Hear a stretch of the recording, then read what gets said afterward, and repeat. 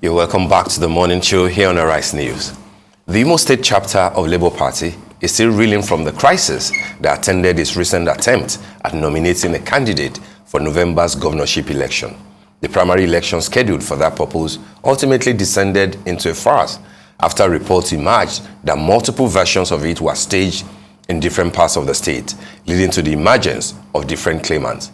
Expectations of the party riding the crest of the popular obedient movement was high among party faithful before the primaries. However, analysts are saying that the cracks that resulted from the disputed exercise could progressively limit Labour Party's chances of unseating Governor Hope Uzodinma in November. We are now being joined by Captain David Mbamara, a retired army officer from the Directorate of Military Intelligence.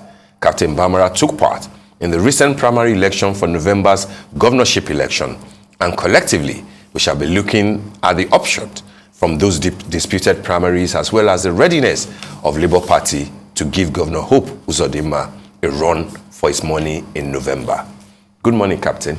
Good morning, my brother. Good to have you again. My pleasure. All right. Good morning. Good morning. Okay. What's trending today? I guess you are trending. You are trending. Labour Party is trending. Labour Party is seriously trending. We have a lot of questions for you regarding the crisis in your party. But Steve, I'd like for you to start. All right, Captain. I mean, there are two main issues, and I'm sure that we'll come to the second part later. The general issues around Labour Party, the crisis rocking the party, the factionalization of the party. But before then, let's talk about Imo. The next cycle of elections will be in a few states in the off-season for governorship elections. 3 states. And exactly 3 states. Kogi, Imo, and Bayelsa. Yours is Imo State, and you, of course, wanted to be governor. There were issues with the primary. Are there still issues? Is it one house within Labour Party in Imo State, or is the house still divided? Because if it is, it might look like Governor Hope Uzodinma will return. How prepared is Labour Party for the elections in November? Well, thank you very much, Steve. Sadly, it's not yet one house. And I took part in the primaries. A lot of things happened before the primary elections. There were moves, political power is not given. It is always taken. So usually a game of interest of that nature, people do whatever they can in order to undo the order. And at the end of the main election, the proper one that was done at, and that's Hallmark. Hallmark is Landmark rather. It's an event center. That was where it took place. Let me start from the screening exercise. At the screening exercise, the Apapa faction reared its head. One of us decided to break ranks. Left the Abure, the mainstream Labour Party, only one person, and attended the Apapa screening, where he called himself as the candidate. With the rulings of the court now, and the position of Apapa now being suspended from Labour Party, and the fact that the national leadership of Labour has appealed against the Maitama Court at the Federal Court of Appeal, I think things are beginning to fall in place at the national level. And because it is a national thing, it will also fall in place in Imo as it affects that very claimant. Now, at the main primaries, irrespective of what happened, this is a third world country. I am talking as somebody who participated to the end. I'm talking as one of the big 4 aspirants. It didn't go smoothly. It didn't go as we would have envisaged. What caused it? Well, there were interests. People tried to bring outside interest in order to to have the ticket, to influence the outcome of the election, and there were outside phone calls that were made here and there. And in fact, even one of the aspirants, a particular aspirant, 20 minutes to the commencement of election, came out publicly and said, so person, I don't want to mention anybody's name because it is my party, told him to step down. I mentioned for a particular aspirant, which is not fair for the game. It is against the rule of the game. It is rigging the election. Some other aspirants also use money to induce others. It's not something peculiar to one person, one aspirant.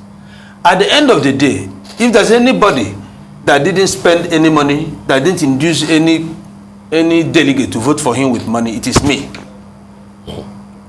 Nobody, no delegate can say that Captain Mbamara gave him 1 kobo. Shishi. I observed the P2B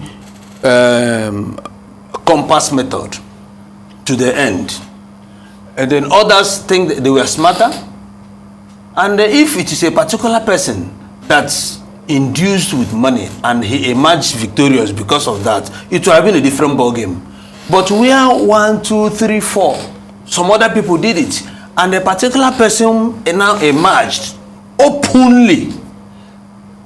And he emerged despite the endorsement of a particular candidate. Despite the endorsement by the powers that be of a particular candidate, which gave that candidate leverage, which gave him a lot of advantage over and above all of us, he still failed. And if you were given such a milestone and you couldn't make it, and your colleague, and you actually, in the heart of your hearts, you have come to serve the people of Imo State, if what you are interested is the ensuring that Labour Party wins Imo, in order to bring change, it's not just changing Hope Uzodinma. Changing Hope Uzodinma, yes, but with who? Since 2011, since 2011, Imo has been, since 2015, Imo has been having this crisis of, he must go, we must change him, we must change him. And no serious attention is being paid to who replaces that bad governor. Changing a governor that is not doing well is one thing. Another thing is, who are you changing that governor with? So now, do you guys have 2 factions at this point in Imo State? I wouldn't call it faction. What would you call it? A clash of interest. Why is there so much of that within the Labour Party? Because Labour Party is the numero uno as of today in Imo. And everybody thought that then whosoever gets Labour Party ticket becomes governor. And that is why you saw all manner of characters. Some of us tried whatever we could to get the national leadership of the party to move with the speed of light to avoid what happened to Abga in Imo in 2019. Oh, sorry, Captain. Senator Arthur Nachono is the candidate of the party. He's the candidate. He won. Okay, at the end of the election. Ikechukwu Ikeagwu. Ikechukwu Ike is the Apapa man. Yes. Do you understand me? Yes. That's and the faction. The Apapa faction. And the Apapa faction is not recognized by INEC. The leadership of Labour Party, as recognized by INEC, as recognized by even all the parties, including APC, is Barrister Julius Abure. Okay. You can see that 3 days ago, all the senators of APC went and paid him visit. It is unambiguous. It is beyond. I was going to come to that, but go on. Yes, about Abure at this point, right? He is the national chairman of the Labour Party. Okay, but there's a new national chairman right now. His name is Callistus Okafor. He claims to be your national chairman because he was a former deputy national chairman. Only yesterday he came out to say that he is the authentic one. Nigerians we think we are smart, but in our smartness we injure ourselves. When you have a beautiful bride, all manner of boys throw tantrums. Today, Labour Party is the in-thing in Nigerian politics. And it is not about Labour Party. Labour Party was not formed today.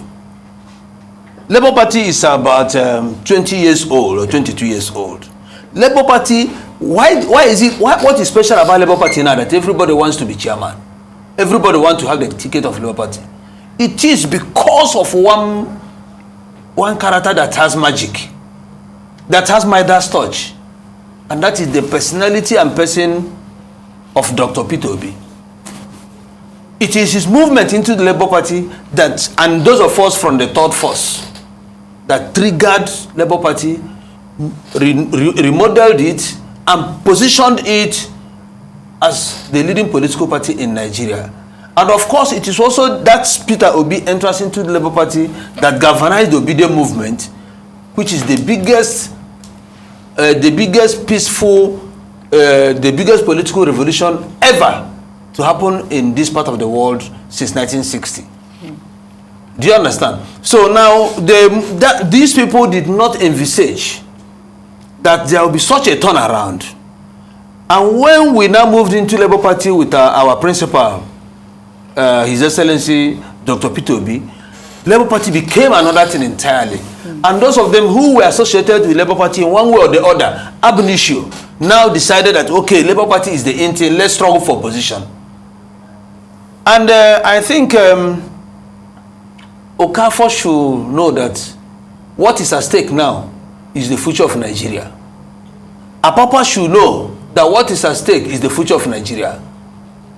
And that this is the first time Nigerian youth decided to rise up to take back their country. And they should not be counted in the backside of history as being those who stood against what our children represented or wanted for their own nation. They say ambition should be made of standard stuff. As of today,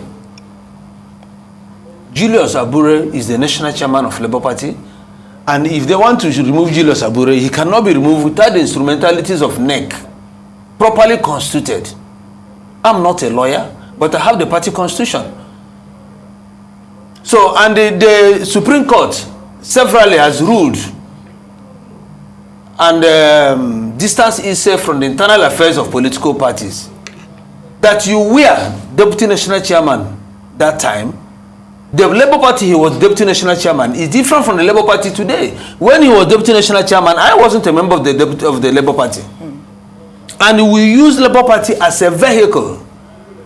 Not because Labour Party is so beautiful. After all, when we enter Labour Party, they told us we don't have structures. But what does your constitution say in terms of acting or acting national chairman? Can he be in that position? As with your constitution. Okafor. I'm talking about Callistus Okafor, who claims to be. If their constitution makes provision for a deputy national chairman to succeed a late chairman, that is subject to NEC. And if in a party situation, the NEC takes a decision, the NEC is the highest policy-making body of any political party before the National Convention. If the NEC brings out an issue and it takes it to the National Convention and it is ratified, it becomes a working document. And Abure did not become the national chairman today. He didn't become the national chairman yesterday. He has been national chairman. This man went to court. The matter, we thought that everything has gone. We don't. I am sure those who played up Apapa have seen that Apapa's antics is not working. They are now bringing him up. But there is one Igbo adage that says that grass cutter said that he doesn't blame the person that hit his head on the ground, but he blamed the person that said, look at where he's hiding, before they went and brought him and hit his head on the ground. So these people, although it is expected in a revolution, whether it is a violent revolution or peaceful revolution, counter-revolutionary forces, counter-insurgent forces, people who are beneficiaries of the order that the people want to change, cannot never fold their hands and keep quiet. They will take measures. If you look at what happened in Nigeria, compare the February 25th election, presidential election, And what happened in 2 weeks after, that's the governorship elections, like in my state, it's very funny. It's very funny. The man in Imo State, Hope Uzodinma, without shame, without conscience, wrote for using INEC, the much debased and the corrupt INEC, to award to APC in Imo State 27 House of Assembly members out of 27. That is crap, the highest amount of ignorance. They wrote the results all for themselves. Is your party challenging that in court? Of course now. Of course, so many parties, including PDP, everybody, it's not a function of saturating, because the way it is in Nigeria, elections do no longer matter. The declaration of result by INEC does not in Nigeria amount to the end of elections. And therefore, swearing in anybody before the end of elections becomes unconstitutional. The way it is now, the court processes are now the end of elections in Nigeria. If the court process, the pronouncement of the courts are now to be binding, why make INEC declaration as an instrument for you to now swear in anybody? You should wait for the final determinant, and that is the Nigerian court, to take place before you swear in. But in Osun, a new governor took over from a sitting governor that was defeated, and the court eventually affirmed that the new governor is the rightful holder of the place. What you said is true. You are talking of Adeleke. Yes. What I'm saying is true. But all of us can now observe that irrespective of that attempt to hold on to that 4-year tenure, living the same day your tenure expires, that is just conventional. From those who knows better, Section 34 and 35 of the Constitution, like I said, I'm not a lawyer, did not say that you must take over the day or you must leave office that day. Your tenure starts the day you are sworn in. And if a tribunal can remove a sitting governor, a tribunal can also remove a sitting president.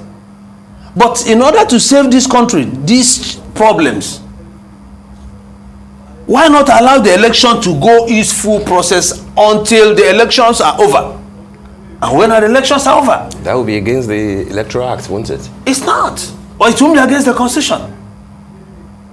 It will not be against the Constitution. The Constitution also says that the tenure of elected officers will be 4 years from the moment that they are sworn in. And of course, except a court removes them, they will spend those 4 years. And the replacement will not come until after the 4 years. If you remove, if you ask President Buhari to stay beyond May 29, that would be unconstitutional. The same constitution, yes, said that the tenure of a new president starts the day he is sworn in. That's correct. Yes, that's correct. No specific term, no specific date. That's correct. But so, it doesn't grant the person sitting there a tenure extension. And there is no law that says that man, the man must leave on the 29th. No, the Constitution says that it is 4 years after taking the oath of office. Where are you getting at? Where I'm getting at is that we have to look at the Nigerian situation and agree, because of this penchant for the courts has become a very important element in the electoral process in Nigeria. That virtually every election in Nigeria ends up in the court, and it is the court pronouncement that decides and directs who is where. Like he asked, are we challenging what Hope Uzodinma and the INEC lady in Imo did in Imo? They will rubbish the entire electoral process and tell you to go to court. Because they feel that they have the money, the government purse, they feel that they have INEC in their beck and call. If you do anything, they say go to court. And because nobody wants to rupture the peace of the land, we comply by going to court. Now that it has become evident, manifestly evident, that elections do not end with INEC pronouncements, it is therefore important that Nigeria recognizes this and recognize the fact that the court process is the end, the actual end of election, and stop wasting our time. That is not what Captain Mbamara. What I'm saying, that is not what the electoral law says. While the courts will adjudicate over election petitions, the tribunal and the courts, it does not stop the correct letter of the Constitution that says that there is a term limit, for those who are in office. And we have seen it. That's why I gave you the example of Oshun election. Otherwise, Oyetola, who lost the election, could have used the same argument that you are bringing forward, to say that Adeleke could not be sworn in until the final determination of the petition at the Supreme Court. Irrespective of the position of the Oshun case, we must know that in the best interest of the country, yes, it is important to swear in at the end of elections. Yes. It is important. The elections INEC pronouncement does not amount to the end of elections. By the electoral law, it does. But by the Constitution, there's a caveat that says that you can go to court, but it doesn't stop. And when you swear somebody in, somebody. Look at what like this. Let me use the word. One of my friends said, "Mahmudifization of Nigeria." Mahmudifization. I asked, what do you mean by Mahmudifization? Yes. For you to Mahmud anybody is for you to declare election at midnight without where nobody will see you. You call the result. For you to mutilate tear evidences, mutilate results, and announce. For you to promise people what you didn't give. Just like OBT. That's why you are in court. That's why you are the tribunal. Now, they will now tell you. Just a moment, sir. After doing that, they will not tell you go to court. Yes. So you are in court. You are in court. But I want to remind you that the courts, it may not have happened before to a certain president, but it has happened before. Governor Adams Oshiomhole was given his mandate through the court. Peter Obi was given his mandate through the court. And he'll get his mandate through the court. Exactly. So why are you being vociferous about May 29 making not it being sacrosanct? Not even May 29. For the sake of the country, I said. Yes, because these people, they now spend state treasury, state resources. They use state resources, state power, state influence to pursue the court cases. Why seated? Well, we have to abide by the rule of law. I mean, I don't think that is the conversation we're having here. Let us move on. Let's talk about the Labour Party again. The fracas within the Labour Party. Is it a fracas? Yes, absolutely. Because it's. I mean, it's an internal crisis. Only yesterday. Crisis of confidence. Crisis of confidence. It is a lot. I mean, you have said that your party only recognizes Julius Abure at this point, and so Callistus Okafor does not exist at this point. Also, Lamidi Apapa. Now, there is also the story that came up yesterday. Your former National Publicity Secretary, Arabambi, he had alleged that, what is his name? The national youth leader was threatening him had alleged that threat to his life.